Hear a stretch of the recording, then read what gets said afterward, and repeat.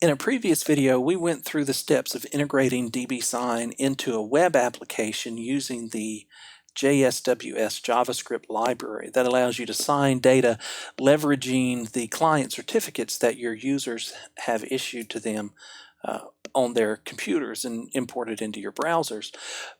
So if you haven't had a chance to go take a look at that video, please go watch it and come back to this one.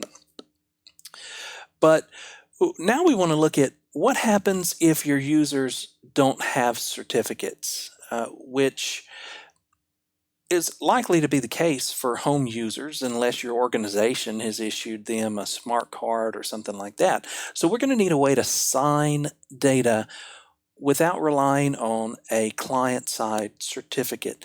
And DBsign makes that pretty easy to do, and that's what we're going to go through in this video. Before we even start to look at code, let's think about our DBsign server's configuration.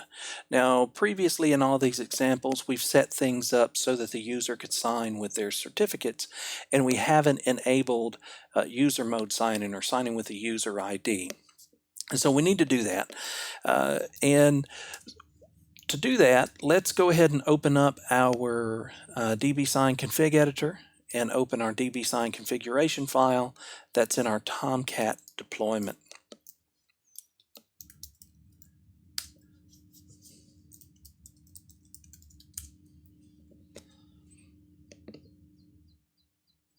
And what we want to do is let's just go take a look down here under our default instance.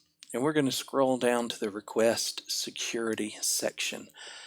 Now, we had previously set the AppSign SaaS request to public. And we did that because we were going to be having requests coming from client computers that may be anywhere on the internet. So we opened it up so that those browsers for your users could actually hit this instance directly. And if you're going to be doing certificate signing, that's probably still going to need to be public. But for this example, I want to show you what we're going to do. We're going to set this to privileged because the requests that we're going to be making to sign with are not going to be coming from your end users. They're actually going to be all backend on the server side. And so you don't have to open up this request to anything except for your privileged IP addresses. And then let's scroll down to the derived signature section. And again, previously we had permit cert and cert via attribute. But what we also want to do is we want to permit user ID. And in this example, we're going to be sending it as a post parameter in our requests. And we're also going to be doing this just over localhost port 8080. So I want to make sure I can do it without SSL.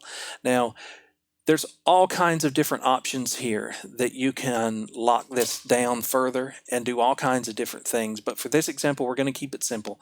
And so we're permitting the user ID, and we're going to supply our user ID through a form post variable, through a parameter, and it's not going to be happening over SSL. So let's save this, and we will restart Tomcat. And we should be ready to go and start looking at our code. Just to quickly review this test application here, it's super simple. And basically all that happens is when we hit the submit button, it just posts the contents of this form back to a Node.js backend, and that backend just responds back with a JSON string with what you submitted. And so it just echoes back what you submitted. But what we want to do is when we post these parameters, we want to go ahead and sign them, and we're going to do that all server side. So we're going to take the information that we get and we're going to sign it. And then in addition to just echoing back what we submitted, we're going to send back the information pertaining to the signature as well. In the previous video, we went into a little more detail about how this backend works. But basically, we're just going to be working in this handle post function where we handle the data that's posted to us. And we're going to modify this DBsign module just a little bit and add a new function. It's going to be really similar to this app verify function. And so let's just go ahead and do that really quick.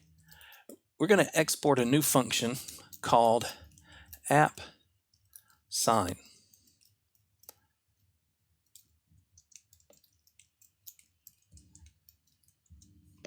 And we want it to take the user ID, the data to be signed, and the data to be signed format.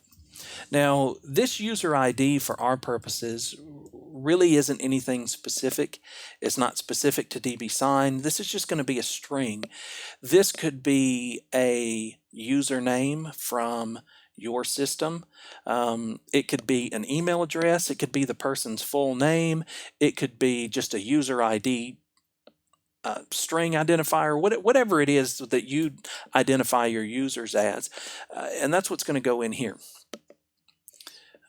And of course, the data to be signed is just the string data that we're going to sign. And the format in this example, again, we're just going to do text like we've been doing through the other examples. There are other formats you can use. Go and check out the documentation to find out the different formats and how to use those. And the way this module is written, it's really easy to add new functions. We're going to return the promise from do DBsign request, and we're just going to give it a handful of options here. And we're going to kind of use this as a template just to see what we're doing. The first thing we need is the content type. And this tells us what kind of request we're going to be doing. So this one is app sign SaaS.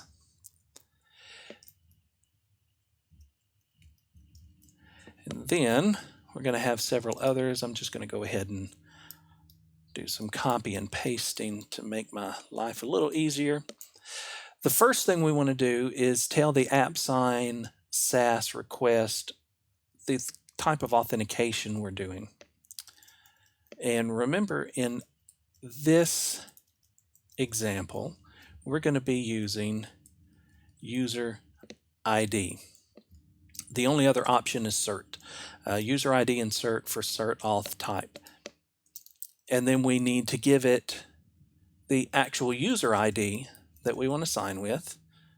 And that's going to be the SaaS auth value. And we're going to give it what we passed in for user ID. And then the data to be signed. DTBS, don't misspell it. And then data to be signed format. Now, those are the parameters that are required. And what this would return back to us is just the signature and some very simple error information, if there is any, an error message and an error code, and that's pretty much it. But we want to get a little bit more information back from this process. So let's do dbs underscore return signer info. And let's set that to true. And that's going to return back all kinds of information about the signer. It's going to return back signing times and the user ID that is going to be embedded in the signature. It's going to have the notary signing cert and everything from the server. So a lot of information that we can use on the when we get the signature back.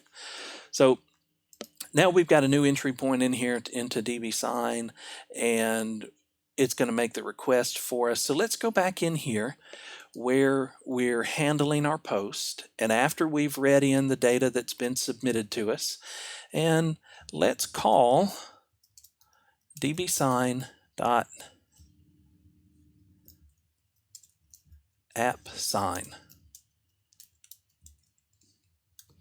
and we're going to give it a user ID, and let's talk about that one in a minute. The data to be signed, and we'll format that here in a minute, and then the format is just going to be text.